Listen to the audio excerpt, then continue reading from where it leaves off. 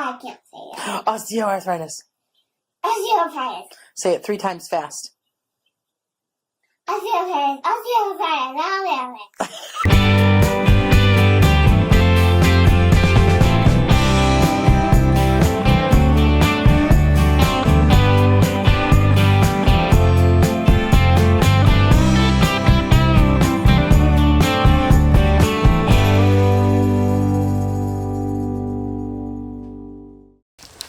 Well, howdy, howdy, howdy, everyone, and welcome back to the ranch. Thank you so much for dropping by.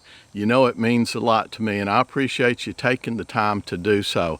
Today's video is going to be a little bit lengthy, so let's go ahead and just dive right into it. A lot of you in the last few videos down in the comment section have said, Dr. Lee, you need to show us more wildlife. So today's video is pretty much dedicated to just that. I know many of you have seen this on Matt's channel. Demo, do you know what the punishment is for murdering a chicken? No? Do you? Do you know what the punishment is for murdering a chicken? You don't. Oh, okay, the punishment is... We're just gonna rehome you.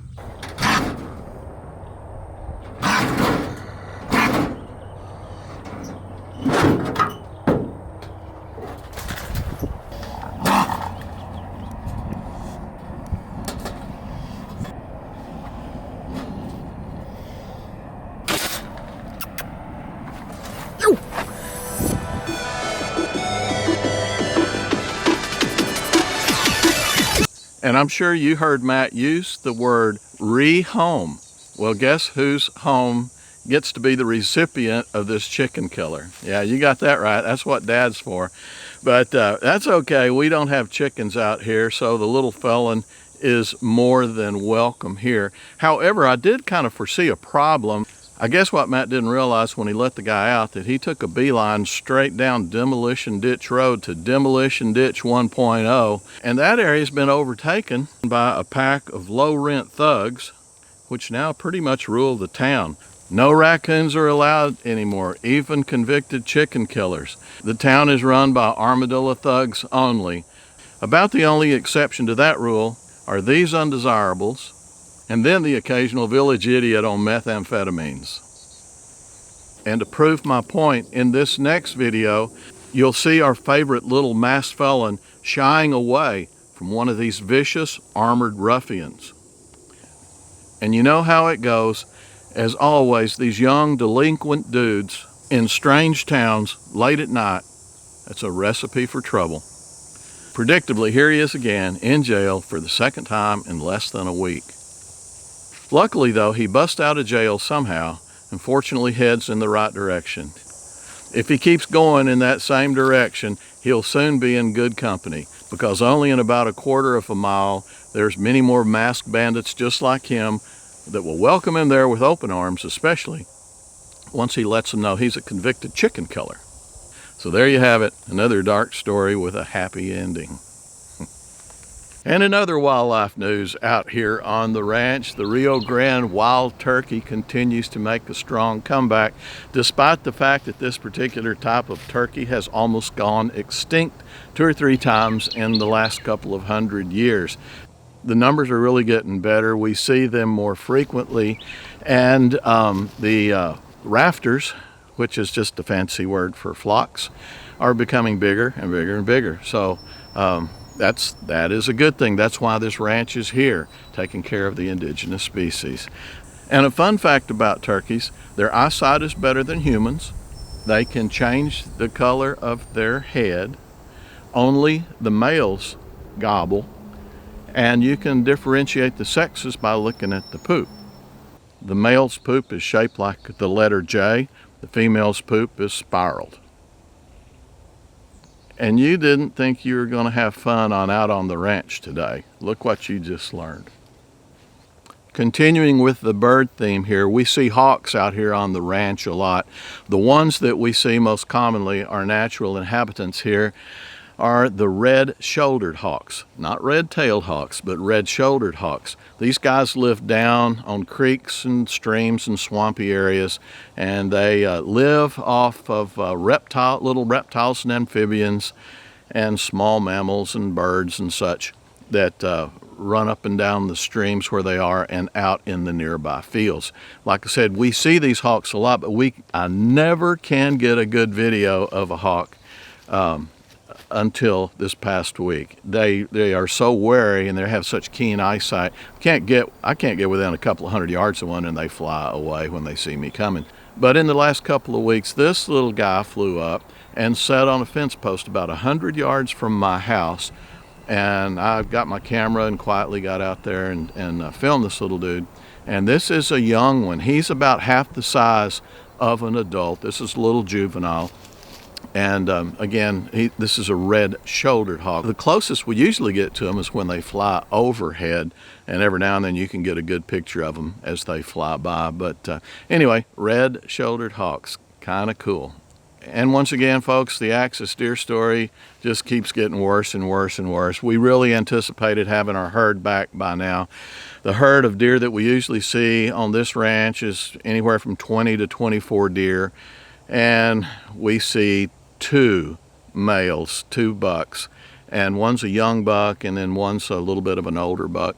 And every now and then we'll see 1 doe. But that's it. We are down to 3. So those dudes did not survive. The whitetails did, but the Axis are from the Nepal area, and the way the weather usually is around here, they survive and do just fine. But getting down to 5 degrees, it killed thousands of them. So that's kind of sad, but I'm sure they will come back. You know, Mother Nature has a way about doing that. And as far as the whitetails are concerned, I told you recently about the little deer that visits our house all the time anyway, comes by 2 or 3 times a day. And she had her little baby right beside our house, and she would bring him by 2 or 3 times a day. Well, now when she comes by 2 or 3 times a day, she's got an extra little junior in tow with her. And it looks like she is fostering this guy. He must be an orphan. So we got 2 now. No telling what happened to his mother. She could have gotten killed. And even sometimes just first-time mothers do not accept their babies. We'll leave that right there. I started to give you an example, but I'm not. But anyway, we do see these little guys commonly. The little babies are all growing well. They're all over the ranch doing quite well. They're getting kind of long-legged and gangly now, so they're really, really getting cute. They'll have their spots for another couple of months, and then those will quickly fade away too. So there's the babies. And I really got blasted in the comment section of the last video, and actually the one before that too. I showed a picture, if you'll remember, of a coyote that was, and I got in trouble for calling them coyotes too. I got corrected, blasted, and said that it's coyote, not coyote. I don't know where you clowns in Texas get the right to call them coyotes. But so anyway, the coyote that I saw carrying a baby fawn, dead baby fawn in its mouth that it had just killed, I showed a video of that. I showed that video actually. And it was taken by one of the game cameras late at night. And I made the comment that the number of coyotes, well, there I said it again, so sorry. I'm going to say it anyway, that's what I'm used to saying. The number of coyotes has reached an intolerable level. So I made the comment, I'm going to have to start thinning the herd a little bit. And man, people jumped all over that. They said, you can't do that. You've got to let Mother Nature have her way. She's in charge and she will balance it all out. And you know, that is correct. That's exactly correct. It's a give and take thing. It's a supply and demand, and Mother Nature will balance it out.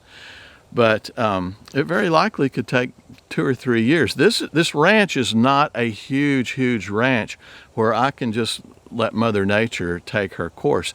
This is a small ranch, and the amount of coyotes that we have out here right now, they will wipe out the deer population. They'll wipe out all the babies, and the other deer will move away.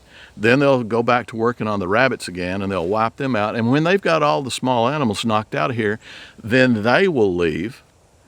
and I won't have anything to video anymore. The only thing that will be left is just sparrows and squirrels on crack cocaine. The videos will get kind of boring. So, and the other extreme was, Dr. Lee, you just need to kill all those coyotes out of there and just keep them down. Every time you see one, kill it. And I'm not going to do that either, because they are indigenous species, and the mission of this ranch is to protect all indigenous species. But I got to keep it in a balance. And right now it's out of balance, and I'm not going to take the time to let Mother Nature rebalance it. I am an old man. I don't know that I'd be here when she got it all back in order. So anyway, there you have it. I thought it was kind of interesting too. Someone was really blasting me, giving me a full dissertation on how coyotes' life cycle works, and they said that I was stupid and I didn't know what I was doing, and they said the way I was treating the situation, that the coyotes would be headed to distinction. And I thought, that's a strange way to put it. So I looked up distinction in the dictionary, and it said distinction, excellence that sets one apart from the others. And the way I got to thinking about it is, these mangy old coyotes out here, I don't think they're ever going to reach a level of distinction. Level of extinction, possibly, but my coyotes will never be set apart by any level of excellence, with the exception of manginess. So there you have it. Okay, well, here's another video of a coyote with a fresh kill baby fawn in his mouth, carrying him off to dinner. So the hunt is on, like it or not. It's my ranch. Okay, guys, I had to take a little breather there. Sorry about the attitude. That just some of that kind of rubbed me the wrong way. Back to the video now. Princess Anna, wasn't she a little jewel? I thank you so much for taking her into your hearts, just like I did the first time I saw her. She is such a little sweetie. And you guys, I knew you'd take care of her, and I appreciate you for doing so. For those of you who don't know what I'm talking about, go back to my previous video and watch it, and you'll see exactly what I'm talking about. I understand, I don't know if this is 100% accurate, but it's pretty close. I understand that she's about to head to Florida again toward the end of the month to have surgery again. And I understand that she will be there for about 5 months. So a big ordeal facing her now. And this time, you know, they repaired her legs 2 years ago when she was 3. She's 5 now, and she can walk pretty darn well now. But she has very, very reduced biceps, which prevent her from flexing her elbows. So she can't brush her teeth. She can't grab a spoon and lift it to her mouth. She can't brush her hair, things like that. So they're going to take, if what I heard is correct, they're going to take musculature from her torso and translocate it to her bicep muscles so that she'll be able to flex her little elbows and do the things that you and I do and take for granted 1,000,000 times a day. You're having This. a treat.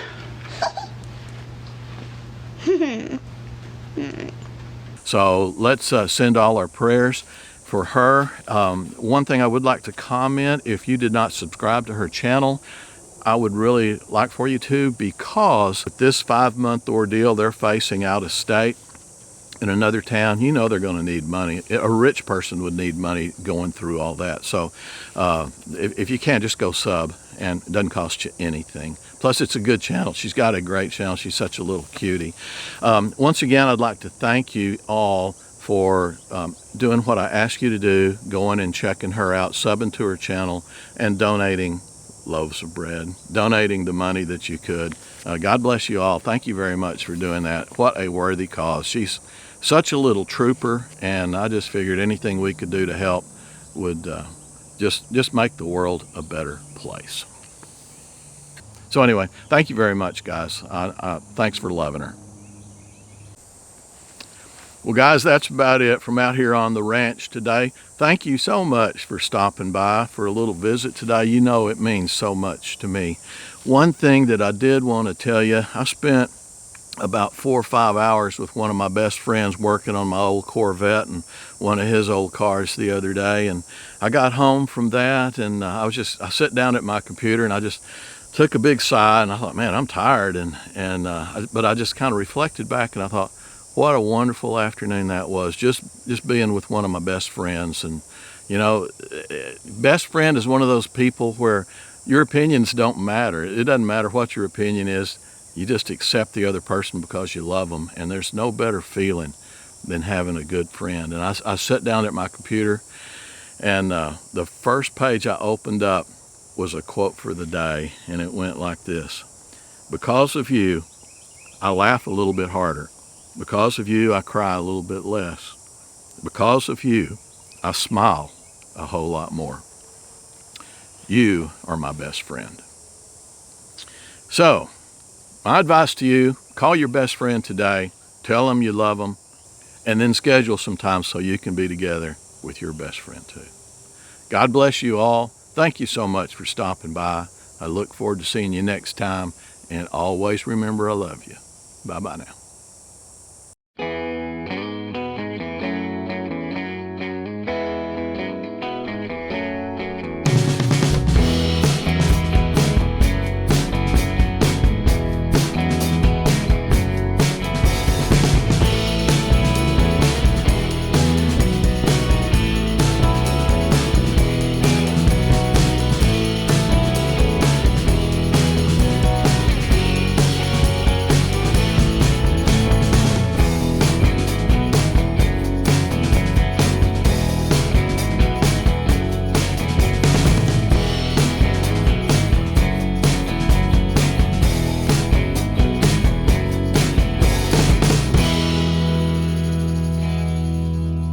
So what you doing there, Al? Neutering a dog, Dad. All right. Who's going to learn you? That's a mistake.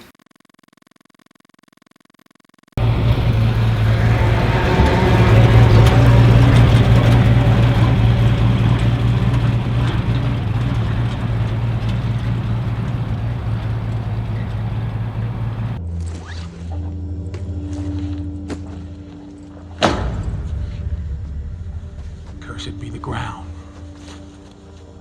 for our sake. Both thorns and thistles it shall bring forth for us. For out of the ground we were taken, for the dust we are. And to the dust we shall return.